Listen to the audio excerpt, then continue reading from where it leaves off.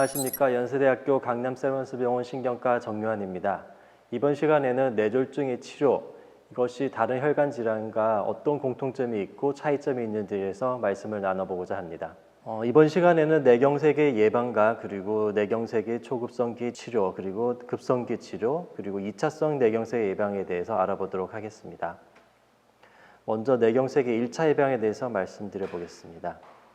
이 뇌졸중이라는 것은 우리가 대부분은 예방 가능한 것으로 알려져 있는데 여러 가지 위험 인자가 알려져 있고 앞선 우리 한상훈 교수님께서 그런 것들에 대해서 말씀을 해주셨습니다. 그래서 뇌졸중의 위험 인자 중에서 우리가 수정할 수 없는 여러 인자들은 나이라든지 성별 그리고 유전적 요인이 있지만 의외로 우리가 수정할 수 있는 위험 요인들이 많이 가지고 있는데 영양이라든지 이런 신체적인 활동 그리고 금연 이런 것들을 조절함으로써 우리가 뇌졸중 어느 정도는 예방할 수 있는 것으로 알려져 있습니다. 결국 이 카디오베스큘러 디지즈의 위험 인자가 상당히 많은 것들을 공유하고 있습니다. 그래서 카디오베스큘러 디지즈의 이런 위험 인자 알려져 있는 것들을 보면은 역시 앞서 말씀드린 뇌졸중의 위험 인자들과 상당히 유사한 것을 우리가 알 수 있습니다. 그래서 이런 대사적인 질환들을 통해서도 우리가 약 72% 정도의 예방을 할 수 있다고 알려져 있고 이런 행동의 변화를 통해서도 많이 우리가 예방할 수가 있고 다음에 고혈압이 이 중에서 가장 큰 기여 요인을 하는 것으로 알려져 있습니다.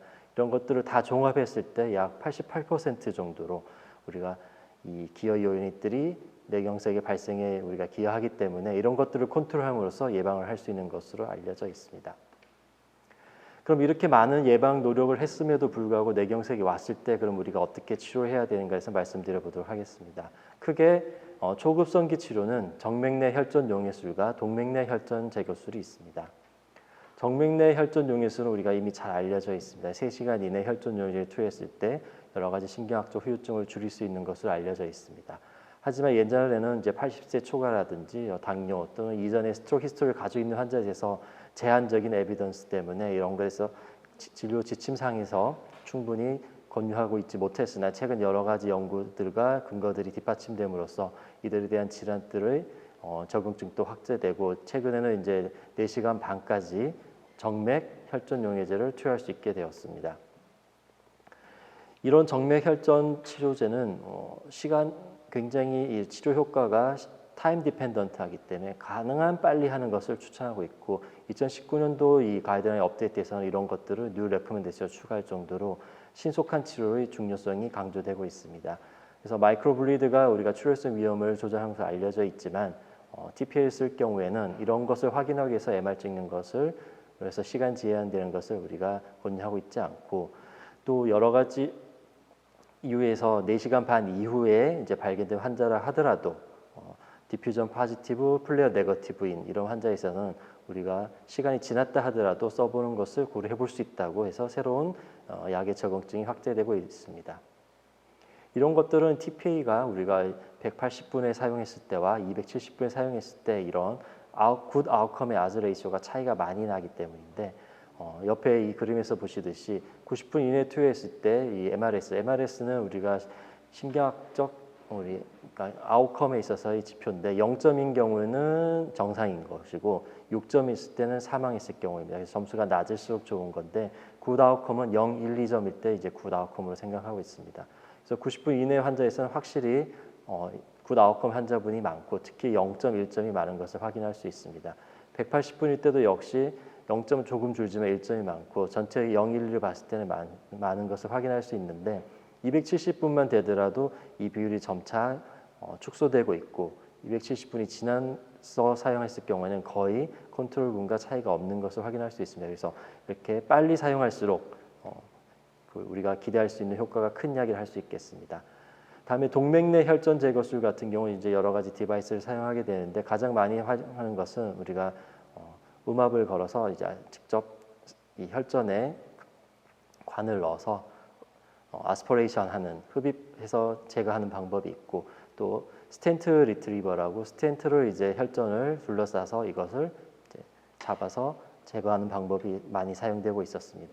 하지만 최근에는 스텐트 리트리버 플러스 이제 아스퍼레이션의 두 가지의 메커니즘을 같이 사용한 방식을 사용하고 있습니다. 일명 솔롬브라고 하는데 이 스텐트로 스럼보스를 잡은 다음에 인터미디트 카세타에 음압을 걸어서 빠져나갈 수 있는 스럼보스까지 다 캡처하는 방식으로 해서 이 두 가지의 메커니즘을 같이 활용한 방식을 활용하고 있습니다. 여하튼 이런 방식으로 이렇게 혈관이 막혔을 경우 이렇게 우리가 혈전을 제거해서 재개통시켜 줌으로써 우리가 신경학적 후유증을 최소화할 수 있는 것입니다. 그러면 이런 효과가 모든 환자들한테 있는가? 이제 여기서 피넘브라의 개념이 굉장히 중요해집니다. 사진에서 보시듯이 이 초록색 부위와 빨간색 부위가 있는데 이제 빨간색이 이스케믹 코어고 초록색 부위는 올리고에미아에 있는 이제 우리가 피넘브라 하는 영역입니다. 그래서 디퓨저메이티브 이미지 초기의 이미지에서는 이렇게 다 반영이 되지만 실질적으로 빨간 부위는 우리가 임파고로 남겠지만 초록색 부위는 우리가 어떻게 치료해 주냐, 재개통을 해주냐에 따라서 살릴 수 있는 티슈인 것입니다. 그래서 이 차이가 심할수록 우리가 시술에 적응증이 되는 것입니다. 그래서 최근에는 이런 과거에는 이제 비주얼 스케일링을 해서 이런 퍼퓨전과 디퓨전의 미스매치를 우리가 봤었지만은 최근에는 이런 것들을 자동으로 계산해주는 프로그램들이 나와 있는데 그 중에 하나가 이제 래피드 프로그램입니다. 그래서 옆에 보시듯이 MRI와 CT 퍼퓨전으로 했을 때 이 CT 퍼퓨전의 영상 이미지를 래피드 프로그램이 우리가 미스매치를 계산한 것이 MR과 비교했을 때 별 차이가 나지 않는 것을 활용할 수 있습니다. 그래서 우리가 신속히 시행할 수 있는 CT 퍼퓨전을 통해서 이런 IAR 환자들의 인디케이션을 결정하는 데 많은 도움을 받고 있습니다. 또한 우리가 이 다른 혈관 질환과 다른 점은 이 뇌에서는 콜레터럴을 우리가 봐야 된다는 건데 콜레터럴이 좋을수록 확실히 예후가 좋고 시술했을 때 결과도 좋습니다. 그림에서 보듯이 이쪽이 이제 왼쪽 레프트 M1 어크루전 환자입니다. 그래서 얼리 페이스인 페이스 1을 보면 양쪽에 있어서 플로우가 막혔다 하더라도 차이가 나지 않는 것을 확인할 수가 있습니다. 하지만 푸어 콜레터를 보면 여기서는 이제 라이트 M1 어크루전인데 초기에서 얼리 페이스에서 플로우가 거의 나타나지 않고 뒤늦게 이제 조영제가 와시아웃도 되지 않는 영상을 확인할 수 있습니다. 그래서 이렇게 CT 엔지오그래피를 통해서 메이저 베슬의 어크루전만 볼 수 있는 게 아니라 콜레터럴까지 이렇게 확인할 수 있기 때문에 우리 임상에서 굉장히 활용도가 높다고 하겠습니다. 이런 것들이 왜 중요하냐면 레이트 윈도우 패러닥스라는 것들이 있는데 여러 임상 연구들이 빠른 시간 내에 많은 실수를 했음에도 우리가 아웃컴이 좋지 않았고 오히려 최근에 이제 발표됐던 돈 스터디나 디퓨즈 스터디에서 보면은 인디케이션의 시간을 굉장히 길게 잡았음에도 불구하고 아웃컴이 좋았습니다. 이는 이제 임파코어하고의 이제 래피드 그로잉 한 것과 그리고 슬로우 글로잉 한 것의 차이인데 에르메스 스터디라고 해서 여러 가지 이제 아예 했던 스터디를 이제 메타 분석한 건데 얼리 윈도우에 시행했던 것과 레이트 윈도우에 시행했던 두 연구에 있어서 우리가 엔도베스켓 트리트먼트 한 군에 있어서는 이 굿 아웃컴의 차이가 별로 나지 않습니다. 하지만 이 컨트롤 군에 있어서는 레이트 군이 확실히 떨어지는 것을 확인할 수가 있습니다. 그래서 우리가 임파코어가 빨리 자른 환자들은 빨리 하지 않으면은 아웃컴이 나빠질 가능성이 높지만 슬로우하게 글로잉 이게 잘하는 임파코어가 잘하는 이런 환자들을 잘 셀렉션했을 경우에는 우리가 인터벤션의 효과가 훨씬 더 크다는 것을 보여주는 이론이라 하겠습니다. 그래서 이 다른 혈관 질환과 달리 이 뇌는 타임 이즈 브레인이라고 합니다. 그래서 어떤 환자를 셀렉션을 잘해서 빠르게 해주냐가 중요한 건데 빠른 것뿐만 아니라 이렇게 환자의 콜레터럴이 좋고 피넘브라가 많은 환자들을 잘 셀렉션할 경우 특히 이제 우리가 이런 인터벤션의 큰 효과를 기대할 수 있는 것입니다. 그래서 과거에는 6시간 이내 환자 그리고 IC 어크루전이나 M1 어크루전 환자를 인디케이션을 잡았지만 이제 이런 스터디들이 계속 발표되면서 돈 스터디 디퓨즈 3의 이런 크라이테리아를 기반으로 해서 16시간 또는 24시간까지 이런 시간적 인디케이션을 확장해서 치료를 가능하게 되었습니다. 하지만 이제 이렇게 6시간이 지난 환자의 경우에는 인디케이션을 잘 고려해서 선택해야 되기 때문에 신중한 선택이 필요하다고 하겠습니다. 그럼 이렇게 초급성기 치료가 끝나고 이제 환자가 급성기 치료로 넘어가면은 또 어떻게 될 것인가 살펴보도록 하겠습니다. 이런 리퍼퓨전 이제 트리트먼트가 끝나고 TPA를 쓰거나 아니면 이런 엔도베스큘라 썸벡토미를 시행한 다음에 환자가 스트롱 유닛으로 갈 수도 있고 또 뭐 뉴로 ICU에 갈 수도 있고 또는 경우에 따라서는 서지컬 트리트먼트가 필요할 수가 있습니다. 그래서 이 경과에 따라서 환자의 이런 치료의 알고리즘이 많이 차이가 발생하게 됩니다. 제가 참 좋아하는 그림인데 이 스트로크는 이 어큐트 스테이지의 트리트먼트에 있어서 이런 환자의 패소 메커니즘이 굉장히 중요하다고 했어요. 어떻게 발생했냐 이게 중요한데 혈관이 막히는 거는 다른 혈관 질환과 굉장히 비슷하지만 뇌경색 같은 경우에는 왜 막혔냐, 어디서부터 이런 막히는 원인이 발생했냐가 굉장히 중요합니다. 그림에서 보시듯이 심장에서 발생할 경우에 엘브리 스롬보시스나 밸뉈라 디지즈가 있는 경우, 그리고 심방세동에 있는 여러 가지 이런 카디엠블릭 소스가 브레인으로 가서 멀티플 임팍을 만들 수도 있고, 아오틱 아체에 있는 이런 플락들이 원인을 만들기도 합니다. 그리고 캐로티드의 스테노시스가 심할 경우 여기 있던 플락이 임팍을 발생할 수도 있고, 또는 플로우 리두싱 할 정도의 시비어 스테노시스가 이렇게 롱 세그먼트로 있을 경우에는 헤모다이나믹 패턴에 이제 임팍이 발생하기도 합니다. 그리고 이런 브레인 안에서의 인트라크레니얼에서의 이런 브랜치 어크루전이 결국은 뇌경색을 유발할 수도 있고, 메이저 베스뿐만 아니라 스몰 이런 퍼포레이팅 아터리에 막혀도 이렇게 스몰 라쿤과 같은 질환들이 발생할 수 있기 때문에 혈관이 막히는 기전은 동일하지만 어디서 발생하냐에 따라서 굉장히 다양한 원인에 의해서 발생할 수 있게 됩니다. 그래서 이 그림을 보시면은 이런 것들이 이해가 되시는데, 메이저 베슬이 막혀서 뒤에 디스탈 플로어가 다 사라졌을 경우 이렇게 뇌경색이 크게 올 수 있지만, 이렇게 메이저 베슬이 박혀도 이렇게 콜레터럴이 들어올 경우에는 임팍이 이렇게 작게 발생할 수도 있습니다. 그리고 스테노시스가 심할 경우 콜레터럴이 이렇게 좋을 경우에는 이렇게 브랜치 어크루전에는 작은 뇌경색이 발생할 수가 있고, 그런 것이 아니라 보도존이라고 합니다. 엔드 아트리에 이제 안쪽에서 가는 것과 바깥쪽에서 들어오는 이 엔드 아트리가 만나는 점이 이제 보도존인데, 캐로티드 스테노시스가 심했을 경우에 이렇게 플로우가 떨어지면서 헤모다이나믹 패턴의 임팍이 작게 여러 군데 올 수가 있습니다.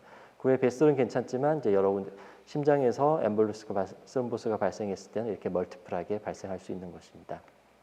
그래서 이런 원인을 고려해서 여러 가지 이제 어큐트 스트로크 매니지먼트를 해야 되는데, 혈압 같은 경우 너무 낮은 경우에는 이스케믹 리전이 플로우에 줄면서 임팍 볼륨이 커질 수도 있고, BP가 너무 높을 경우에는 이데마가 진행하거나 또는 헤모리 트랜스포메이션이 더 진행할 수가 있습니다.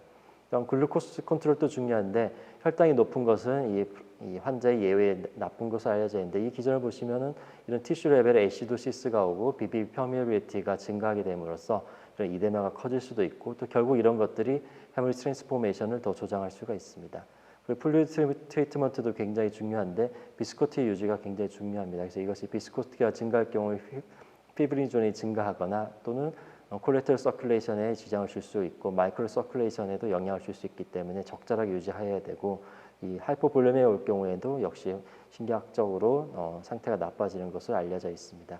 그리고 체온 또한 이런 피버가 있을 경우 예후가 안 좋은데, 이런 브레인의 메타볼리즘을 증가시킴으로써 이런 옥시젠 프리 레디칼을 우리가 증가시켜서 결국은 신경학적인로 예후가 나빠질 수 있습니다. 그다음에 여러 가지 이외에 이제 컴플리케이션을 예방하는 것도 중요한데, 컴플리케이션 폴링도 있을 수 있고, 뉴모니아, 유태아드 인펙션뿐만 아니라 여러 가지 미케니컬 컴플리케이션도 발생할 수 있기 때문에 거기에 대한 철저한 관리와 예방이 필요하다고 하겠습니다. 한 예로 이제 BP 컨트롤 보면은 우리가 뇌경색은 조금 다른 특징을 가지고 있습니다. 그래서 스테이지에 따라서 BP 컨트롤의 타겟이 달라지게 되는데, 만약 이 환자가 TPL을 썼을 경우에 생각해 봅시다. 처음에 이니셜에 이제 혈압이 SBP가 180 그리고 190이 넘었을 경우에는 185에 110이라는 우리가 인디케이션을 가지고 있습니다. 그래서 TPL 쓰려면은 185의 110보다 낮게 만든 다음에 써야 되기 때문에 이렇게 라비타롤 같은 약을 투여해서 혈압을 떨어뜨린 다음에 TPL을 이제 사용해야 될 상황이 생길 수도 있습니다. 그리고 TPL을 쓰고 나서는 역시 180에 105 이하로 유지하는 걸 공고하기 때문에 스트록 유닛이나 NICU에 이렇게 가서 환자의 BP를 모니터링하면서 이렇게 낮게 유지하는 과정이 필요합니다. 만약 이 환자가 TPL이나 또는 EBT를 시행하지 않았을 경우에는 220에 120의 인디케이션이 있으며, 이 아래는 우리가 굳이 조절하지 않는 것을 공고하고, 48시간, 72시간이 지난 이후에 환자의 신경학적으로 안정 상태를 보일 때 이제 그때 혈압 조절하는 것을 공고하고 있습니다. 어느 정도 스테이블, 뉴럴로지컬 스테이블해지고 72시간이 지났을 경우에 환자의 혈압이 140에 90을 넘는 경우에 이제 BP 컨트롤을 권장하고 있어 이때부터 저희가 보통은 이제 혈압 조절을 하게 됩니다. 그래서 이렇게 뇌경색 환자의 경우는 이 환자의 하이퍼 어큐 스테이트냐, TPA나 EBT를 시행했냐, 그리고 어큐트 스테이지 또는 서브 어큐트나 크로닉 스테이지에 따라서 혈압의 목표가 다 다르기 때문에 여기에 맞춰서 혈압을 조절해 준 것이 환자 예후에 가장 도움이 됩니다. 그래서 가이드라인 상에서는 이제 크로닉 스테이지에서 이렇게 140에 90이 넘을 경우에 조절을 하고, 목표는 130에 80으로 하고, 라쿤 같은 경우는 이제 치료의 시작을 130에 80 이상일 경우에 시작하고, 목표는 그 미만으로 하라고 공고하고 있습니다. 그리고 어큐트 스테이지에 이제 이런 이데마나 뉴모니아, 디릴리움 이런 UTI 이런 것들을 우리가 줄이게 노력을 해야 되고 이 외에도 의외로 우리가 앵자이어티나 커그니션의 문제가 생길 수가 있고 연화장애라든지 이런 것들도 생길 수 있기 때문에 철저한 모니터링과 예방을 위한 노력을 해야겠습니다. 그럼 이렇게 급성기 치료가 끝나고 환자의 이제 2차성 뇌경색을 예방하기 위해서 우리가 할 수 있는 것들은 뭐가 있을까요?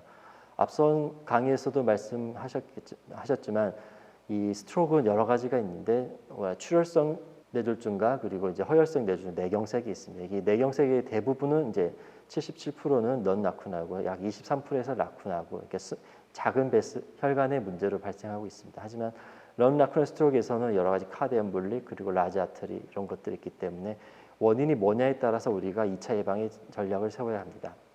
그래서 기본적으로 항혈소판제와 항응고제가 사용되고 있는데 항혈소판제는 이제 아스피린, 클로피도그렐 또는 디피라몰 컴비네이션 약제가 사용되고 있고 듀얼 안티프레트는 이제 심장혈관 질환 같은 경우에 이제 많이 쓰이고 있지만 저희 같은 경우는 쓸 수는 있지만 그 기간이 있어서 3주나 90일 이내로 쓰는 것을 추천하고 있습니다.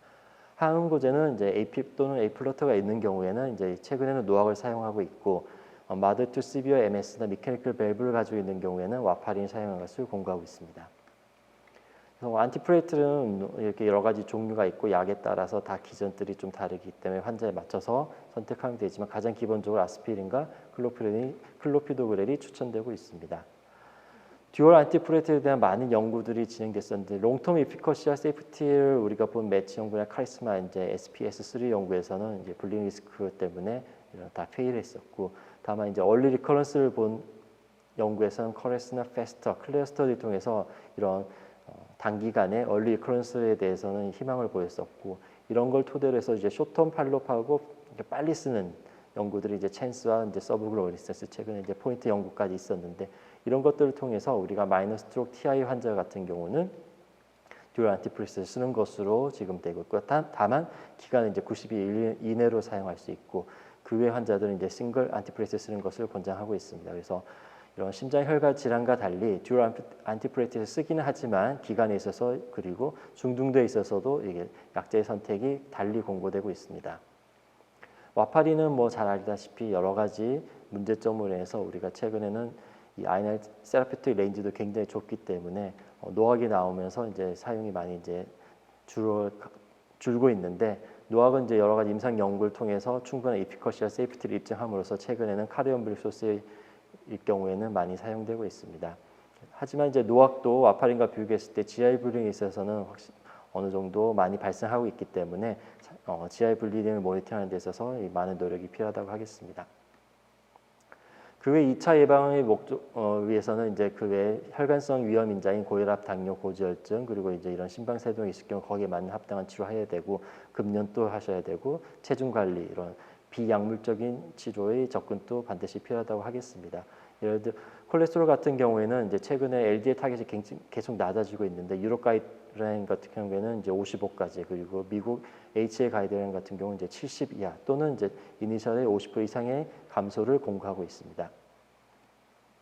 그래서 정리하자면 이런 라이프 스타일 바꿀 수 있는 것들은 조절하고 혈압은 130에 80 이렇게 정리되고 있으면 LDL은 타겟이 70 미만으로 조절하고 당뇨 환자는 헤모글로빈 7 이하로 조절하고 체중 관리하는 것을 추천하고 있습니다.